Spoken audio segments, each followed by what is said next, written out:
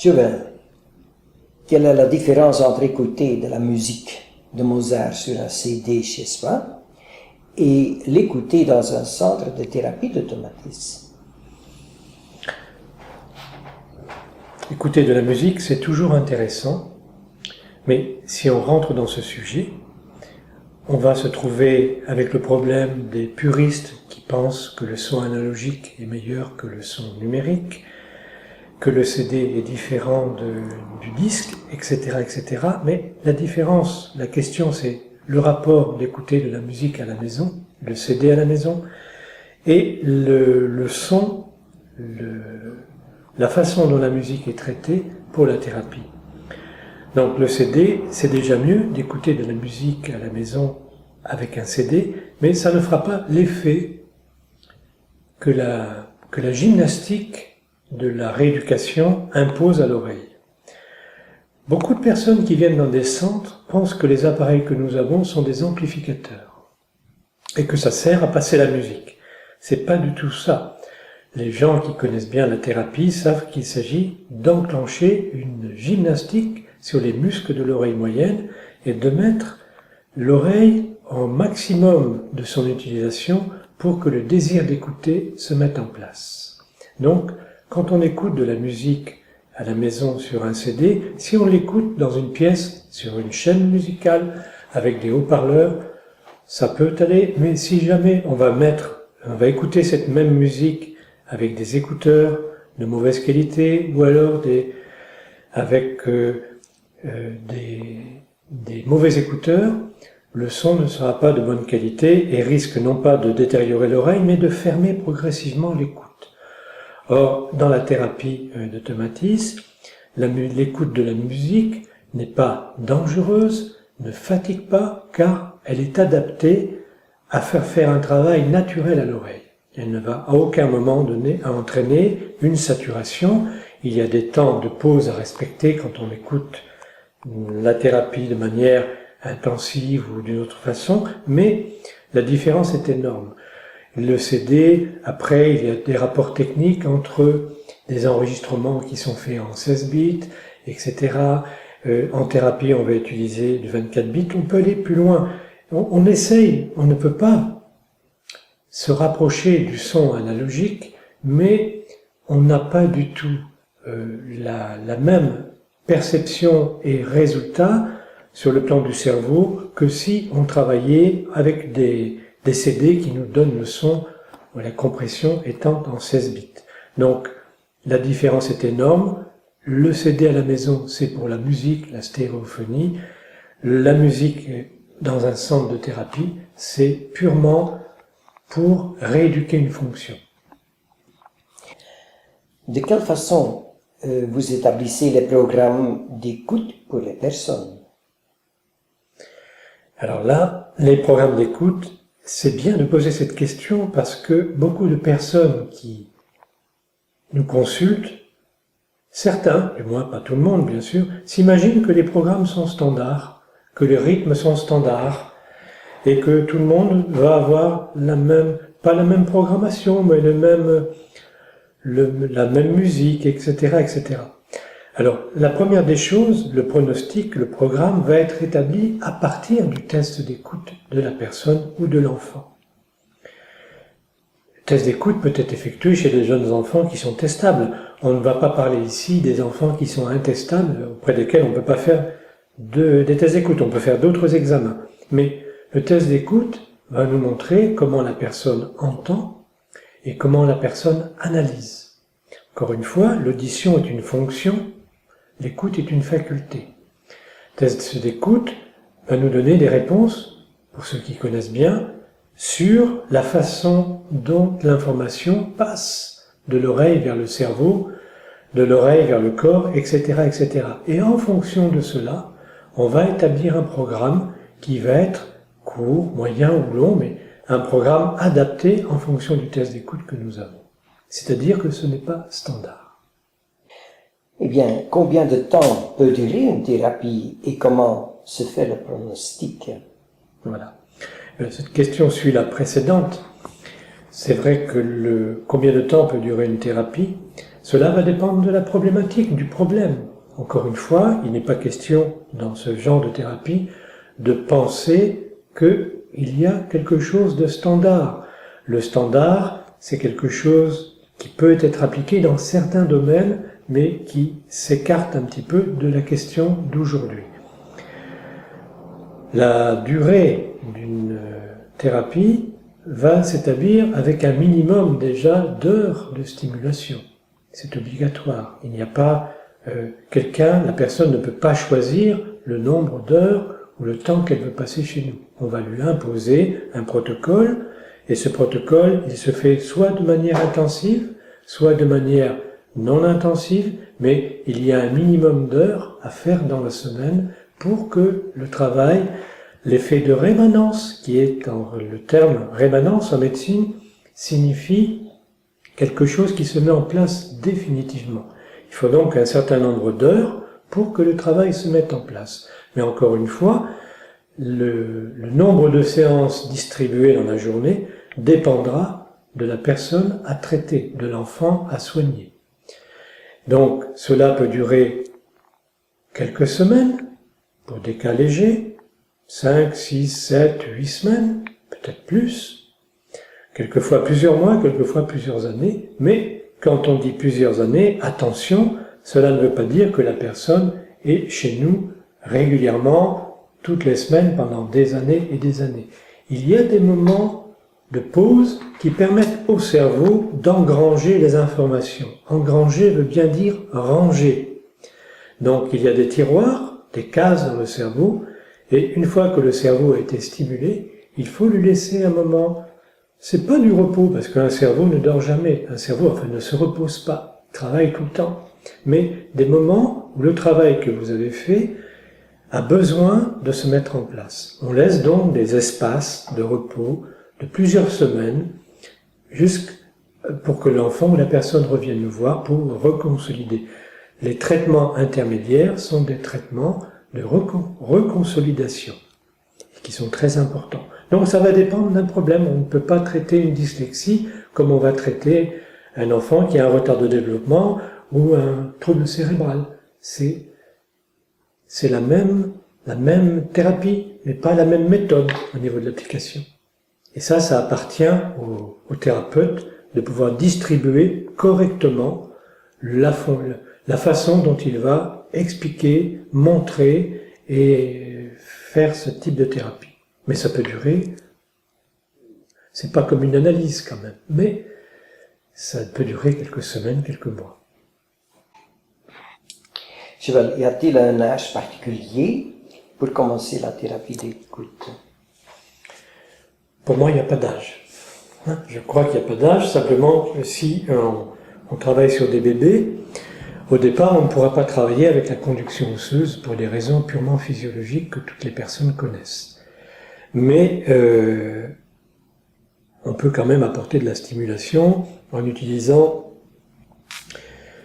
dans la thérapie, chez les bébés, des vibreurs qui vont être placés sur différentes parties du dos pour stimuler la conduction osseuse.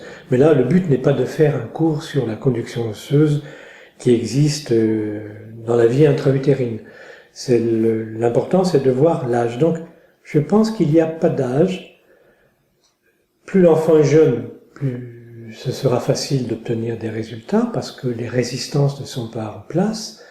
Plus l'enfant suit des thérapies dans sa vie, plus il sera résistant à une nouvelle thérapie. C'est le cas des adolescents. Je pense qu'il y a toujours une difficulté en thérapie, c'est d'intervenir auprès d'adolescents qui ont entre 14 et 16 ans, parce que c'est l'âge difficile, surtout ceux qui ont fait des thérapies par avance, et qui sont lassés, qui sont fatigués d'avoir vu déjà des psychologues, des logopèdes ou d'autres personnes. Et après, en vieillissant, l'étudiant va demander, je crois qu'à un moment donné, la personne va demander une aide, et là c'est tout à fait différent.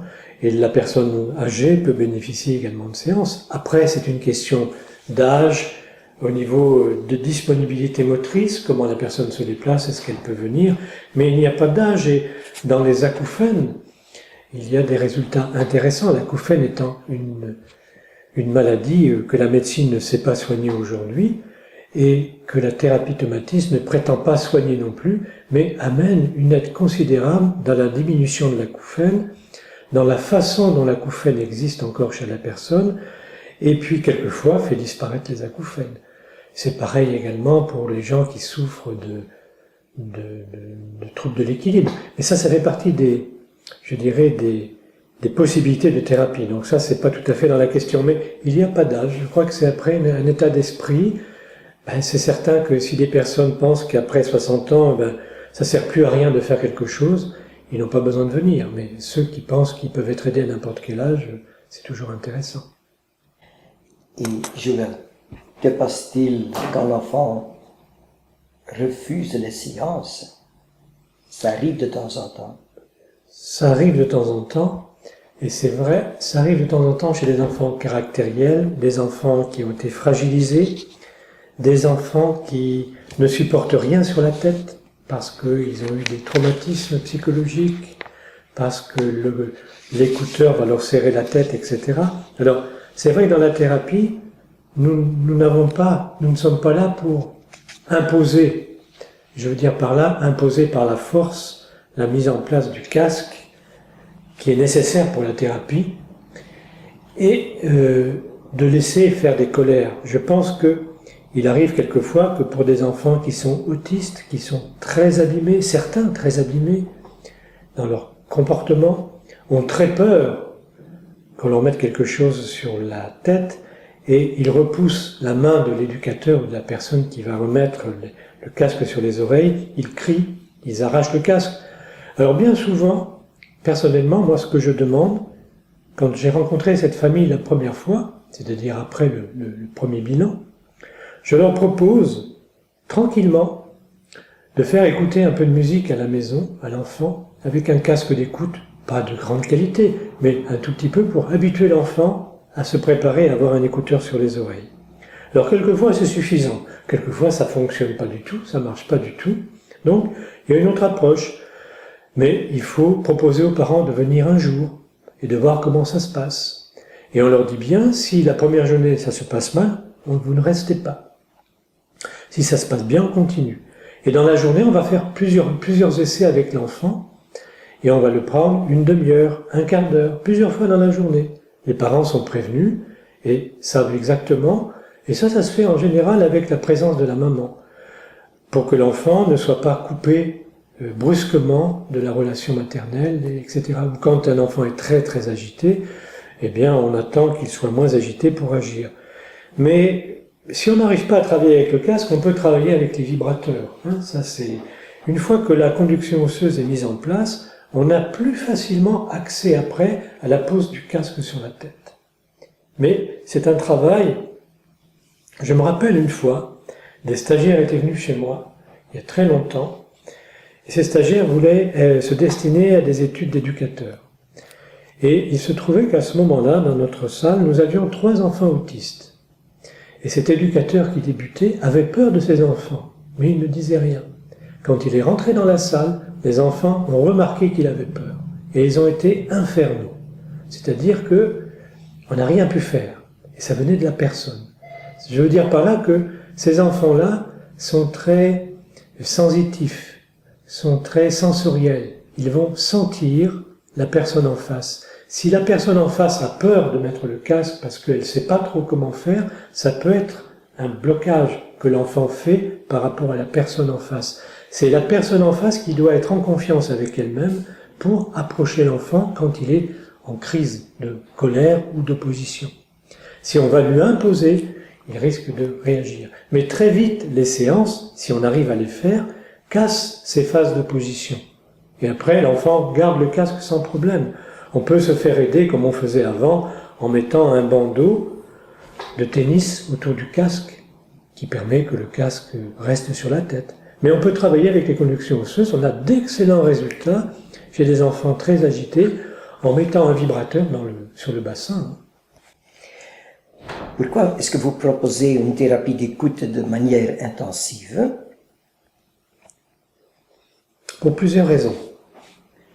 Si on regarde comment fonctionne l'oreille, elle fonctionne avec 2 petits muscles qui font 6 mm à peu près, qui sont le muscle du marteau et le muscle de l'étrier. Et cet ensemble va entraîner une tension qui va permettre au liquide de l'oreille interne de fonctionner d'une certaine manière et d'amener la posture d'écoute à se mettre en place. Quand on fait de la gymnastique, quand on va faire dans des salles de la musculation, si on fait ça une fois de temps en temps, on ne voit jamais les muscles travailler vraiment. Autrement dit, ça ne sert pas à grand chose. Eh bien, c'est exactement pareil pour la thérapie. On peut faire de la thérapie non intensive, mais il y a un minimum d'heures à faire dans la semaine, qui ne doit pas être en dessous de 6 heures, déjà.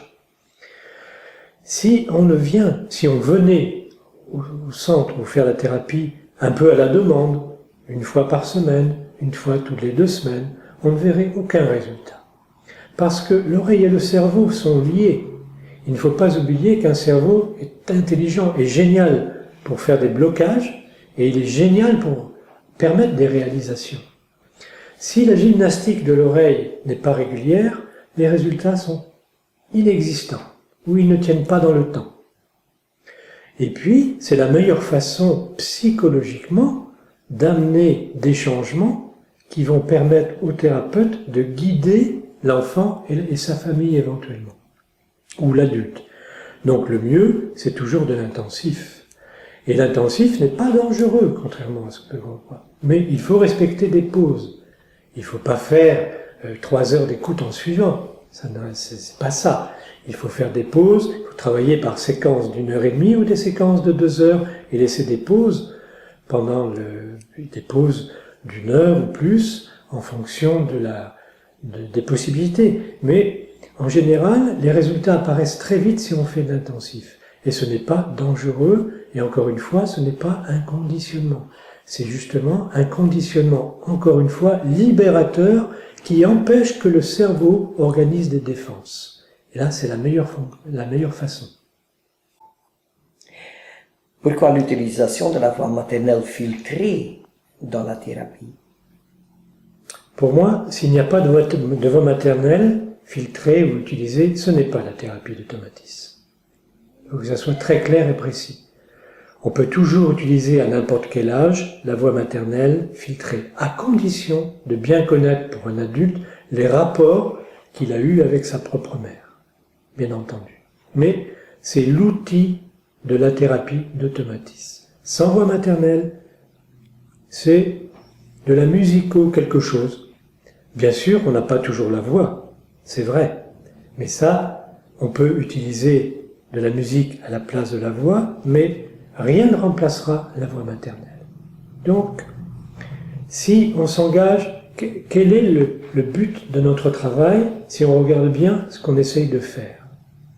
On part du principe que la personne a fermé son écoute, l'enfant a fermé son écoute. Comment cette écoute existe? Elle existe grâce à la communication intra-utérine qui existe entre la mère et son fœtus et son bébé. Cette communication première s'établit très tôt, on le sait maintenant, et on sait que c'est très important. De pouvoir travailler cette voix filtrée qui empêche d'entendre la voix du quotidien. C'est vrai que si on prenait la voix de la mère comme ça, naturellement, l'enfant ne reste pas. S'il est en opposition, il va s'en aller, il ne va pas supporter. Mais si on l'utilise filtrée, elle reprogramme acoustiquement des sensations déjà vécues, mais sans stress, sans régression et sans danger. Quand l'enregistrement, pour ma part, l'enregistrement, nous ne le faisons jamais au départ. On demande à la maman de faire quelques séances d'écoute avant. Elle fait à peu près 15 heures, 20 heures d'écoute. Ou peut-être pas autant, non peut-être pas autant. Une dizaine d'heures d'écoute avant de faire l'enregistrement. On lui explique que si elle fait quelques séances avant, elle va comprendre ce que nous allons faire et cela va lui permettre d'avoir une meilleure voix parce que son oreille s'est déjà préparée. Et elle est moins stressée que j'ai tout essayé. J'ai essayé les premiers jours. Je ne suis pas exceptionnel dans ce cas-là. Mais j'ai remarqué que si l'enregistrement de la voix, nous le faisions quelques jours après, et c'est sur les dires de mon épouse, qui suit ça de très près, qui avait remarqué que quand elle travaillait à l'hôpital, puisque nous travaillions sur des malades mentaux, il fallait que nous ayons une voix, dans certains cas, qui soit très bonne. Et les mères qu'on pouvait avoir, parce que toutes les mères ne venaient pas, celles qui faisaient l'enregistrement après des séances avaient amélioré considérablement leur voix. Et nous avons gardé ça un petit peu. Donc, cette voix maternelle, c'est le support qui va agir sur le désir d'écouter et qui va rétablir la relation de la personne avec elle-même. C'est donc très important de pouvoir utiliser. Sinon, encore une fois, si on n'utilise pas cette voix, on ne peut pas dire on fait de la thérapie de Tomatis. Tomatis, lorsqu'il a trouvé toutes ses recherches au hasard, etc., hein, a toujours dit que c'était, je pense que le support, moi qui ai connu l'époque où il avait des rapports avec les psychanalystes, c'était parce qu'il avait utilisé cette voix, qu'il avait cette approche avec les psychanalystes, ça les intéressait d'une manière très importante. Donc, c'est le pourquoi de l'utilisation de cette voix. Il faut l'utiliser, il faut savoir préparer les mères si on ne sait pas le faire, mais il faut savoir que c'est important. Et encore une fois, j'insiste, parce qu'on pense très souvent que l'on fait régresser, et ce n'est pas une régression. Le terme régression est un terme psychanalyse qui veut dire autre chose. Et pendant combien de temps est-ce que vous utilisez cette voix de mère filtrée?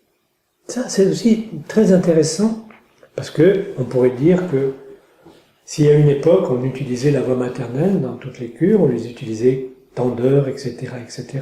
Là aussi, on pourrait standardiser, mais l'intérêt, c'est de pouvoir utiliser la voix dans certains problèmes où cette voix va éveiller ce désir d'écoute et va permettre de lever plus vite le blocage.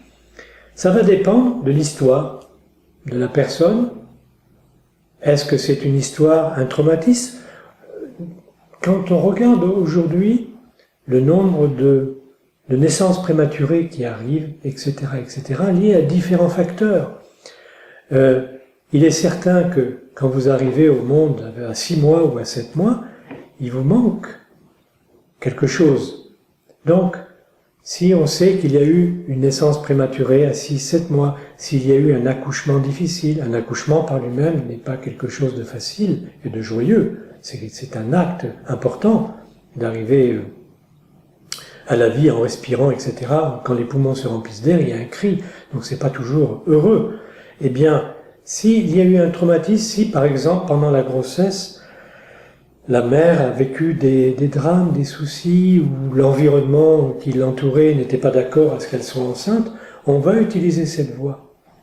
On peut beaucoup plus longtemps, mais on ne laisse pas un traitement uniquement en voix.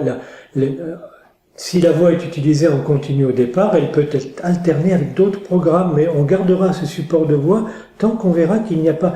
Moi j'appelle ça, en ce qui me concerne, je fais dessiner beaucoup dans les thérapies, et j'attends un appel à la naissance. L'appel à la naissance, c'est le test d'écoute, qui va varier, qui va montrer une ouverture, qui va montrer certaines courbes, qui nous montrent que le sujet est presque prêt. C'est l'entretien avec la personne, avec les parents, et c'est le dessin. Les dessins, on ne les interprète pas comme on le fait en analyse, c'est pas ça. On va recevoir un dessin, on va regarder la production. Ce qui est intéressant, c'est que à un moment donné, il y a une sorte d'appel à la naissance qui apparaît sur une grande ouverture, sur peut-être une fenêtre qui s'ouvre, peut-être beaucoup de choses, mais il ne faut pas être, je dirais, strict quant à l'analyse du dessin, mais il faut simplement prêter son oreille, être attentif au changement. Et quant aux positions des enfants pendant les séances, quand on a la chance d'être auprès des enfants pendant les séances, on peut voir certaines positions qui nous montrent que l'enfant est prêt à aller vers la naissance. Et souvent, on confond accouchement sonique et accouchement phonique. Il y a des gens qui parlent d'accouchement phonique, et nous on dit toujours l'accouchement sonique. Et ils pensent que c'est ce qui se passe à la naissance. On leur explique bien que c'est pas exactement ça, c'est le liquide amniotique qui va se vider quelques jours après la naissance, et le changement d'impédance acoustique du lieu qui va faire que l'enfant va tendre à nouveau son oreille. Et on n'insiste pas assez en expliquant que quand l'enfant va tendre, son oreille va se vider et s'ouvrir à l'environnement maternel, il va accepter cette voix ou pas accepter cette voix. Donc, ça fait partie en fait du questionnaire ou de l'anamnèse de départ. en fonction du problème que vous aurez à traiter, vous saurez si vous allez utiliser plus longtemps la voix maternelle ou pas. Mais dans tous les cas, on va l'utiliser au minimum pour amorcer l'écoute. Dans d'autres cas, on va l'utiliser longtemps pour les grosses pathologies. Et puis, là aussi, il y a différentes façons de l'utiliser, il y a différentes façons de l'enlever. C'est beaucoup plus compliqué. Merci. Voilà.